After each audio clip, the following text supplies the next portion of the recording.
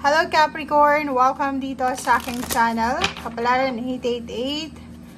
Welcome guys! Alamin natin ang weekly tarot reading mo simula January 15 hanggang 21, 2024. So, ito ay general reading guys, weekly tarot reading. So, pwede kang makaresonate, gamitin mo ang iyong intuition sa panunood. Okay. Vulnerability, Capricorn. Open your heart. Allow yourself to be tender. So, number 39, 9, 10, 11, 12. So, completion. Posibleng ito ay tungkol sa relationship or tungkol ito sa kung ano man ang commitment na meron ka sa ngayon. But, ang sinasabi ng baraha mo sa'yo dito na hayaan mo ang sarili mo na mahalin mo yung sarili mo. Parang hayaan mo yung ibang tao na mahalin ka. Hayaan mo ang sarili mo na maging kumbaga importante sa ngayon. Like, kung palagi ka lang na nagbibigay sa ibang tao, palagi mong tinitake for granted yung mga emosyon na nararamdaman mo kasi mas importante yung ibang tao, this week daw sinasabi ng baraha na tapusin mo na yan na habits na yan kasi ang pinaka-importanting tao sa buhay mo is ikaw. So, kailangan mo daw na bigyan ng importante ang sarili mo simula sa linggong ito. Okay, next is yearning. So, same din, relationship.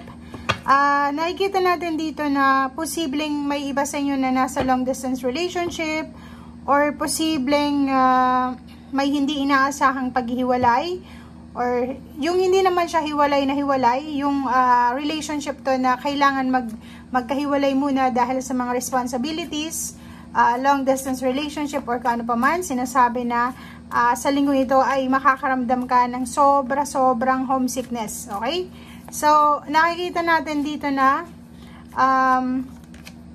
kailangan mong maging honest, maging authentic, maging totoo sa kung ano yung nararamdaman mo. Like dito, if ever man na kailangan mong i-express yung emotion mo, kailangan mong sabihin mo siya kasi you know, life is short. Life is so short na hindi mo alam kung ano yung mangyayari bukas. So, make sure na yung lahat ng gusto mong sabihin ay masabi mo siya sa linggong ito or araw-araw mo siyang masabi. Okay? So, honest, authentic person. So, yun ang sinasabi ng baraha sa ngayon. And, meron tayong family and tribe. Number 20, sinasabi ng baraha sa'yo dito na posibleng mayroong mga family, relationship, or kung ano man tong commitment, or kung ano man itong mga connection na mayroon ka na posibleng maayos mo. So, if ever man na walang balanse ang pamilya mo, like maraming mga kompetisyon or nag-aaway, misunderstanding, posibleng magkaayos-ayos ang bawat partido or magkaroon ng understanding sa bawat isa.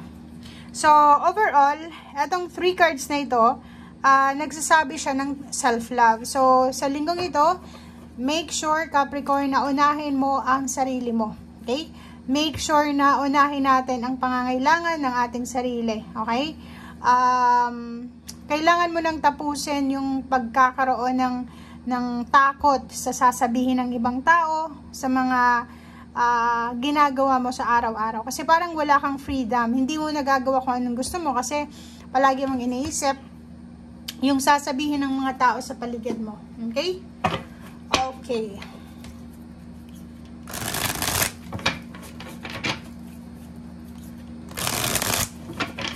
Capricorn.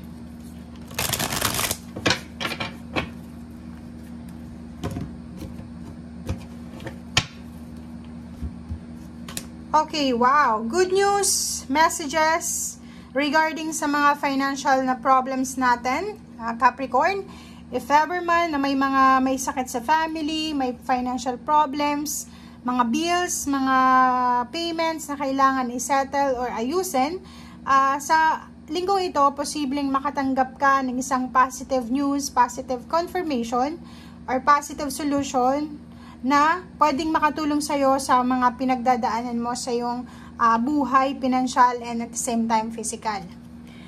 Zero to full. So, ang good news na to is tungkol to sa pagsisimula. Like for example, marami kang utang na kailangan na bayaran, or marami kang mga obligasyon ngayon, duties and responsibilities, ang balitang ito na darating is pagsisimula to. Pwedeng new job, new business, new source ng income, mga new commitments or partnership na pwedeng makatulong sa'yo para maayos mo yung problema na pinagdadaanan mo ngayon, especially kung ito ay tungkol sa financial and physical health.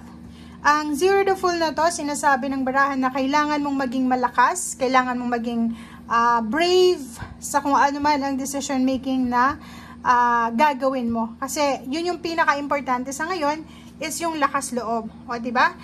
Sinasabi ng barahan na mabilis itong darating sa'yo kung ano man itong news na to. So, kailangan mo din gumawa ng desisyon ng mabilis. Okay, so etong posibleng pagbabagong magaganap sa buhay mo ay eto ay magkakaroon ka ng pagkakataon na mahawakan yung pera na matagal mo nang minimithi. So, if ever this week wala ka namang nahawakan na pera pero may balita na kung saan ka pwedeng mag-apply ng trabaho, kung saan ka pwedeng lumipat ng company, or kung sino-sino yung mga taong pwedeng makatulong sa'yo para umunlad ang iyong sitwasyon pamilya, financial, and then physical health, sinasabi ng barahan na resonated ka dito sa Queen of Pentacles. Okay, next is, same din.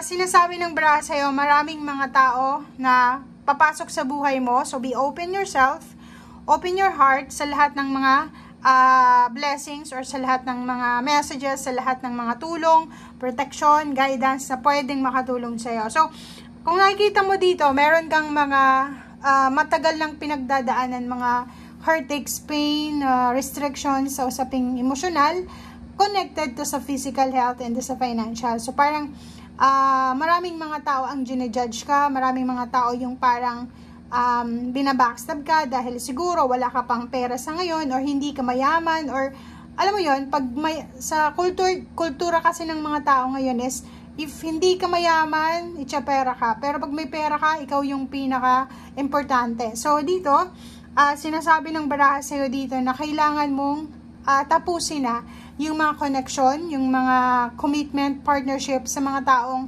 wala ka namang nakukuhang benefit, lalo na instead na benefit yung makuha mo, backstabbing yung nakukuha mo. Okay. So, nakikita natin dito guys na may iba sa inyo Capricorn na may kailangan kayong pagdesisyonan between your dreams and yung relationship. If ever na in a relationship ka, live-in partner, or kasal, or kung ano man to, boyfriend, girlfriend, siguro titimbangin mo sa araw na ito kung ano yung magandang desisyon, like magfo-focus ba ako sa relationship ko or magfo-focus ba ako sa pangarap ko, parang ganun. So medyo mahahati yung emosyon mo sa ngayon, medyo mahihirapan kang magdesisyon kung ano ang gagawin mo sa ngayon, okay? Kasi parang sinasabi ng universe sa'yo, Capricorn, na kailangan mo munang mag-focus sa isang bagay, okay? Bigyan mo ng focus ang isang bagay. Like for example, trabaho muna or love life muna. So, nandun ka sa crossroads sa linggong ito, okay? Thank you guys. Bye!